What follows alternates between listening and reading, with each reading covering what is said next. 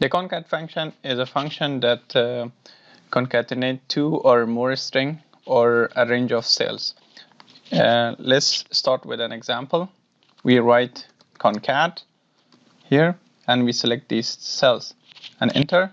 As you can see, literacy bit channel altogether formed a new string. These three cells concatenated, and we drag it to the top, to the bottom. As you can see, 1, 2, 3, and A, B, C, D, E, F is also concatenated. Concat function is working on Excel 2019 and higher. It is intended to replace the concatenate function, which was an earlier function in 2000 and higher Excel programs. And let's now write concatenate function, and now as you can see, it's giving an alert here saying that the concatenate function is a little bit old one.